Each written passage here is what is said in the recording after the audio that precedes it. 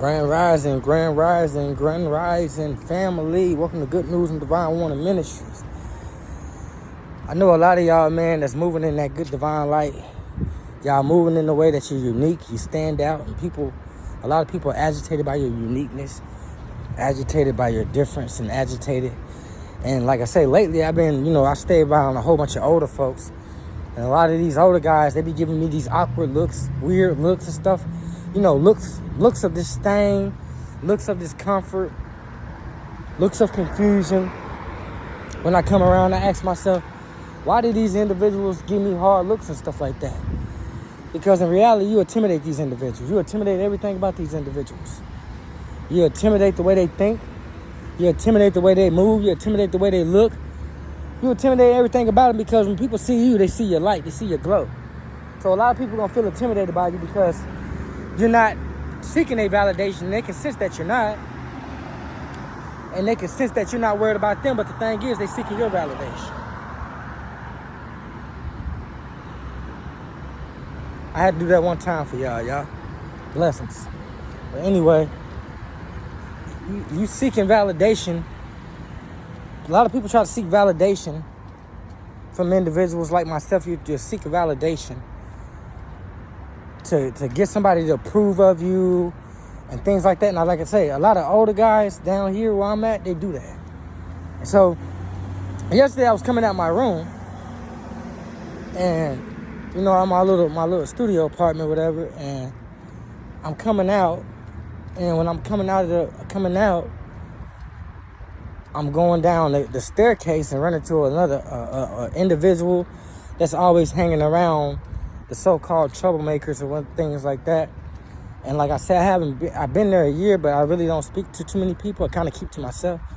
It's not me thinking I'm better than nobody. But see, a lot of people probably take that I think I'm better because I keep to myself and not understanding something. First of all, I can keep to myself if I want to. This is a free world. Is it not? Now, if I want to keep to myself to benefit and focus on myself and focus on what I got going on, who is you to tell me that I can't do that? Unless you're a person that's a hindrance. So I realize a lot of people give me issues and act like I'm a problem because I don't want to be in their energy. I don't want them in my energy. You get what I'm saying? Just like family members. And I tell family members this all the time too. And they'll sit there and a certain family member, she'll sit there and say, well, maybe this or maybe that and maybe this. And I told myself, you got to remember, they're going to go against you too because you have light. They don't have light. Even your family members live in darkness. A lot of them think they're saved by this white Jesus or this Christ or something that's going to float out. A lot of them really think that. So when you come with your divine light, they don't understand you because your light's different. They more the followers, you're more the prophet. You get what I'm saying? The prophet and the followers have two different missions. The followers were just taught just to be obedient and just be submissive.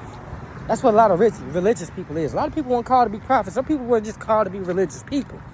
But then you have some of us that didn't fit in the religions. No matter what we did, we never fit in.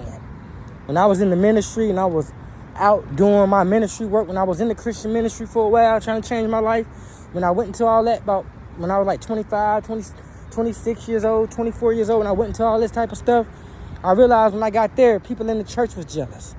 The pastor didn't know what he was talking about, and most of the time we stayed outside fundraising for the church, and I felt like we were just really being pimped.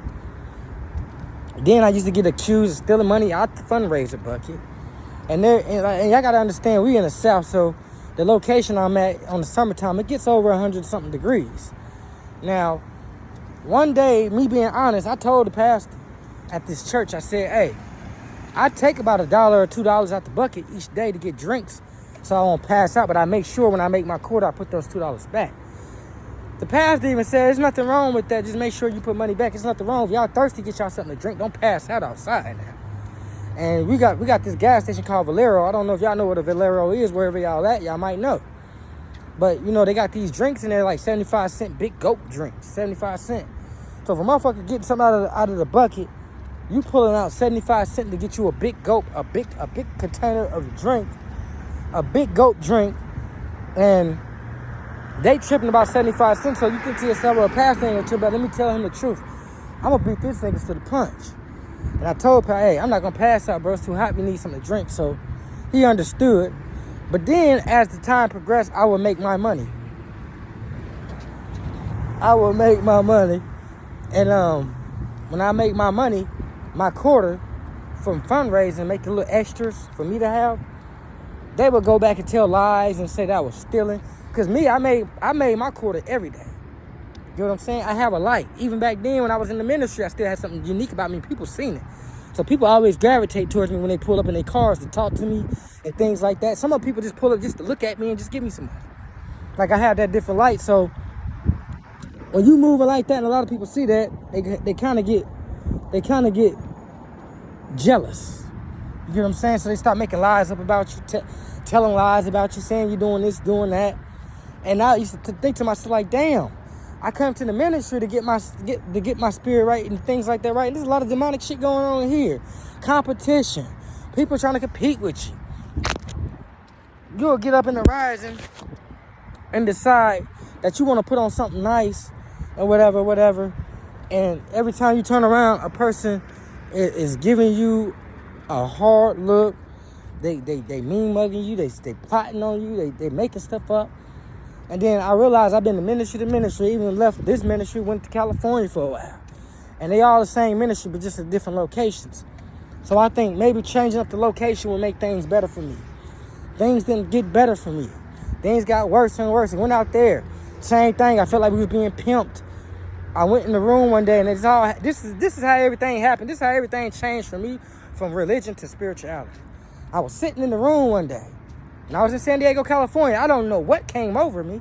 I remember like it was yesterday. I had the laptop. My mom had bought me a laptop. I always been real, family oriented. I always been real close to my family. Even though we're not close like that, but I always still had love and compassion for family members. So, I'm out. I'm way out. I'm thinking about some stuff. My little cousin, she's going through some stuff. My mom, she's at home. And, you far away from everybody. So you thinking, well, I made a good move. I did this for myself and, ooh. But then when you get around certain individuals, you start to realize something. I got there, I sat in that room, and I don't know what happened. I just sat there for a while, and something shifted in the room. Something in the room shifted. Like, y'all see that, the rays beaming off this camera, man? Weird.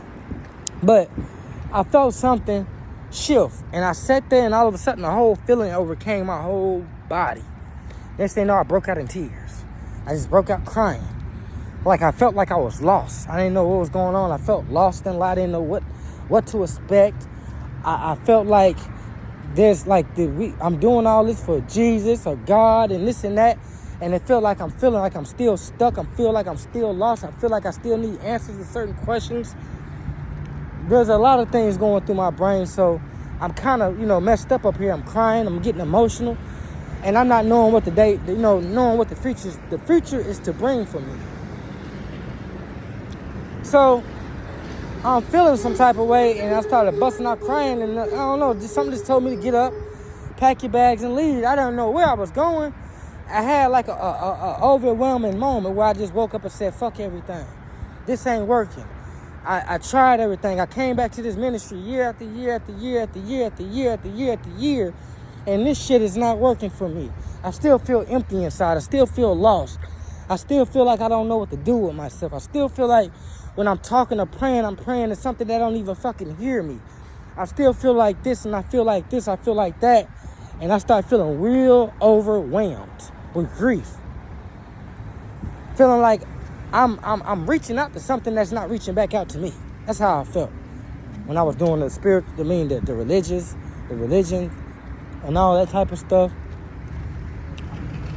I was like, man, something got to give. So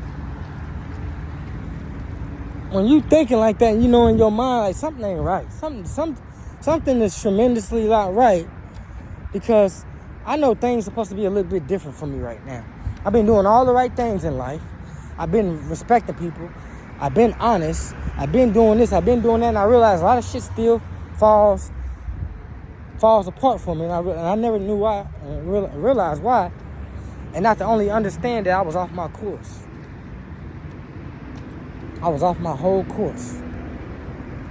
And then I was standing outside when I was in San Diego, talking to a brother, and another brother popped up. I swear it was just out of nowhere when I happened to look over. I looked over and I seen the God, you know what I'm saying, the Muslim God, Brother David, out of Mosque number 8 in San Diego. Man, shout out to y'all, Mosque number 8 in San Diego, love y'all. But when I seen that brother,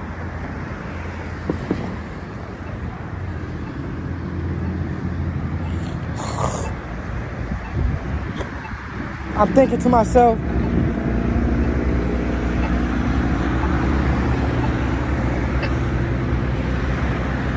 when I seen that brother, I'm thinking to myself,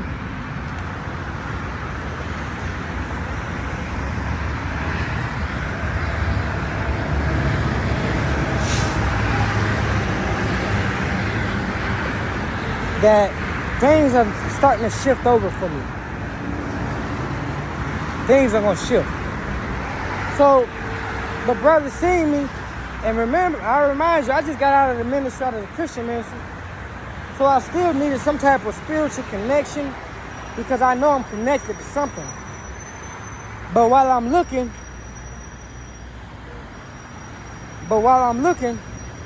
I'm looking at Brother David, and he's looking at me like, bro, you ready to go to the mosque? You want to go to the mosque? So I'm thinking to myself, well, maybe that's the best bet. Go check out the mosque. Checked out Christianity already. That didn't work too well for me. So I said, let me go check out another school of thought. Checked out that. Went from that to the 5%. Went from the 5% to more science and more science, back to Nawapianism, all the way to Kemeticism, Nawapianism to Kemeticism, all the way into the full off bloom of what I was called to do, which was to give the light and give a message.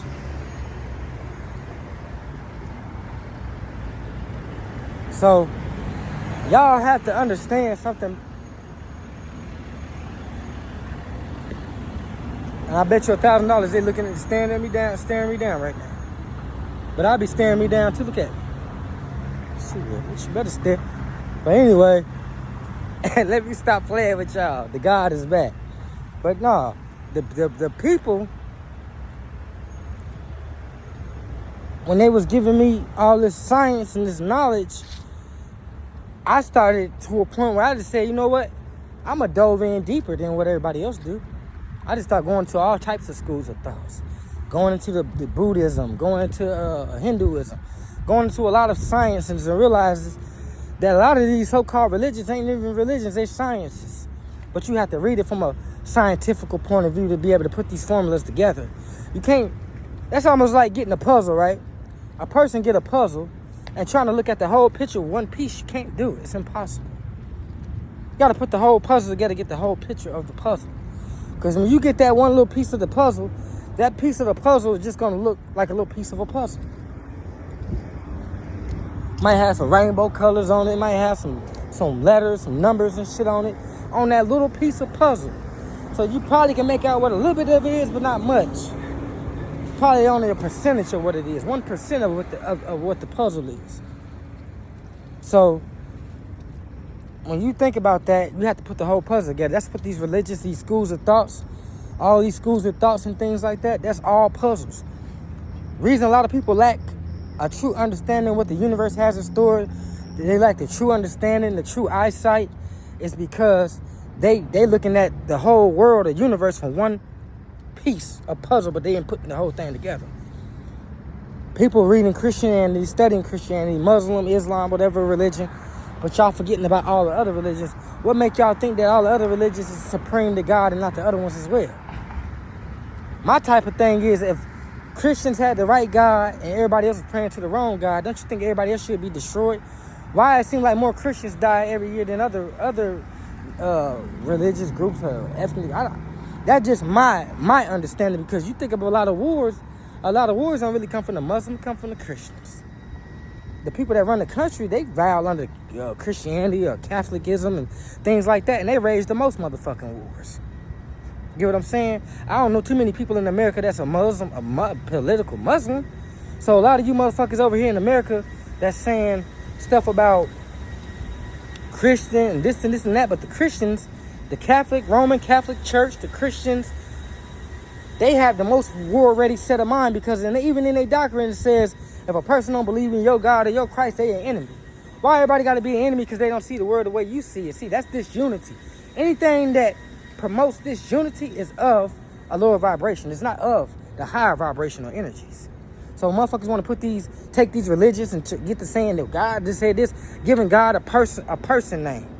When you say God, that's a title for a person, not a deity, a person. When you say give it a name, give it titles. His name is Joshua. His name is Yeshua. His name is this. His name is that. His name is that. You giving a spirit deity vibrational frequencies that only come from human beings' mouths. So how in the hell can this spirit deity or this energy take on a human personality and traits when they don't even exhibit a human body?